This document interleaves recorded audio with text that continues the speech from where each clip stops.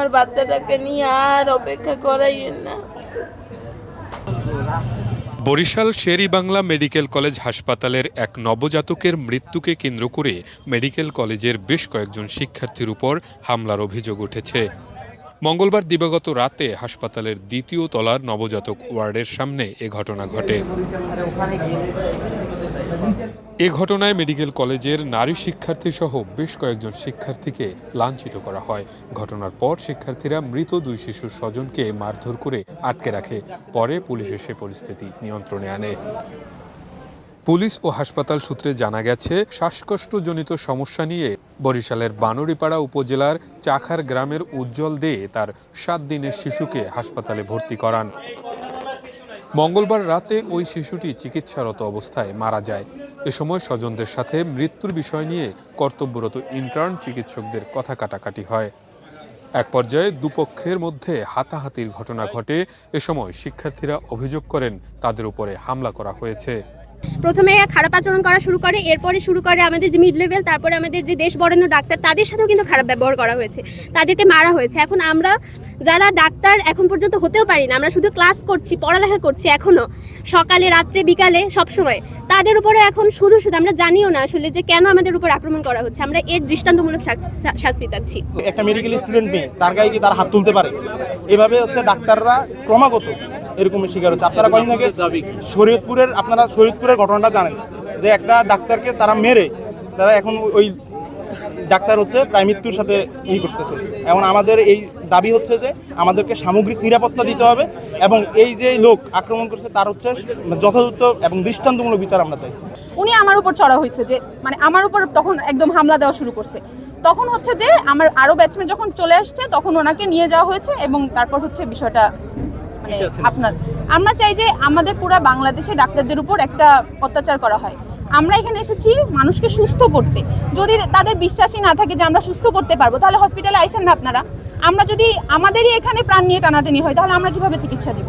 অবিলম্বে যারা এখানে অভিযুক্ত আছে তাদের শাস্তির ব্যবস্থা করতে হবে এবং ফার্দার যাতে ডাক্তারদের সাথে এইরকম কেউ করার সাহস না পায়। এদিকে স্বজনরা পাল্টা অভিযোগ করে বলেন, তুচ্ছ ঘটনাকে কেন্দ্র করে তাদের উপর মারধরের ঘটনা ঘটেছে।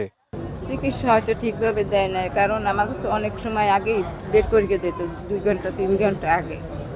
আমাকে যাইতে দিত না, ওখানে বাচ্চার কাছে যাইতে দিত না। আমরা যখন যাইতাম তখন আবার সুস্থ দেখতাম। তাদের বলছে যে আপনারা কোথায় যাবেন, কেউ যাইেন না। এই তারপরে নাকি শুনলাম যে ওইখানে বসে তাদের মানে আমাদের শালা আর এক আছে ভাই, তাদের মানে গায়ে হাত দিছে। মানে কিছু এ জায়গায় ইন্টারনেট ছাত্র এসে কিছু গায়ে হাত দিয়েছে। আপনি বিচার চান? আমি অবশ্যই বিচার চাই। মানে এইভাবে যে তারা মানে শুধু মানুষের হয়রানি বা এই মানে মারামারি এগুলো কেন করে? সে যেহেতু মামা হয়, তার একটা কষ্টের দিক থেকে সে হয়তো কিছু বলছে, গায়ে হয়তো হাত তোলে নাই। এখন তারা যদি গায়ে হাত তোলো, তাও আমি হাত জোর করে আপনাদের কাছে আমার ভাইয়ের ক্ষমা চাইতেছি। দয়া করে আমার ভাইরে আর মামুন ভাইরে আপনারা ছাড়িয়ে দেন, দয়া করেন। আমি হাত জোর করছি, যা যদি কারোর সাথে অপরাধ করে আমি তাদের পায়ে পড়েও ক্ষমা চাবো, কোনো সমস্যা নাই, কিন্তু তারা যেন ওদেরকে ছাড়িয়ে দেয়, দয়া করে। আর আমার বাচ্চাটাকে নিয়ে আর অপেক্ষা করাইয়েন না। প্রত্যক্ষদর্শীরা জানান, শিশুটির মৃত্যুর পরপরই স্বজনরা আবেগ আপ্লুত হয়ে পড়েন এবং চিকিৎসকদের বিরুদ্ধে দায়িত্বে অবহেলার অভিযোগ তোলেন। যা নিয়ে সাদা ইউনিফর্ম পরিহিত ইন্টার্ন চিকিৎসকদের সাথে স্বজনদের বাকবিতণ্ডাও হয়। এর কিছুক্ষণ পর মেডিকেল কলেজের কিছু শিক্ষার্থী এসে জয়দেব নামের মৃতের এক স্বজনকে মারধর করে। সেই ভিডিও ধারণ করতে গিয়ে মামুন নামের আরও এক যুবক মারধরের শিকার হন। পরে তাদের হাসপাতালের নিচতলায় জরুরি বিভাগের একটি কক্ষে আটকে রাখা হয়। ওই উপরে কোনো মারতে নামাইছে, নিচে উপরে কোনো মারতে নামাইছে, বা পুলিশ যারা আইছে এরা ধরছে। দেখছি যে উপর থেকে ঝামেলা হইতে নিচে নামতে মারামারি চলতে আছে। ডাক্তাররা মনে করে যে ওই যে 2 লোকের মারছে। এদিকে পুলিশ জানিয়েছে, অভিযোগ পেলে ব্যবস্থা নেবে তারা।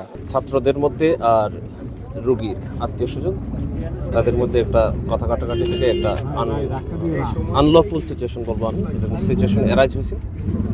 তো সুনির্দিষ্ট অভিযোগ যাদের পক্ষ থেকে পাবো আমরা সেই অনুসারে আইনানুগ ব্যবস্থা গ্রহণ করা হবে। অপরদিকে হাসপাতালের পরিচালক জানিয়েছেন, দুপক্ষের সাথে বসে বিষয়টি সমাধান করা হয়েছে। হাসপাতাল সবার জন্য, এখানে আমি চাই আমার সন্তানতুল্য যে ছেলে মেয়েগুলো যে পড়ালেখা করে ওরা যেন এই মেডিকেল ক্যাম্পাসে অ্যাপ্রন পরে নিঃসংকোচিতে ঘোরাফেরা করতে পারে। অ্যাট দ্য সেম টাইম আমি চাই রুগীদের জন্য চিকিৎসাটা হয় ঠিকমতো। সুতরাং আমি আশা করব সবাই এই জিনিসটাকে খুব ঠান্ডা মাথায়, এবং সমস্যা আমাদের অনেক আছে, এই সমস্যার বিরুদ্ধেই চলতে হবে, আস্তে আস্তে সমস্যা উন্নতি হবে, ধৈর্য ধরতে হবে সবাইকে। আমরা যা যা করা করেছি, উনি আমাদের এখানে আছে, পুলিশের কাস্টডিতে আছে, ব্যবস্থা করতে দেখবো, সবই ব্যবস্থা করবো, এটা সময় আসলে দেখা যাবে।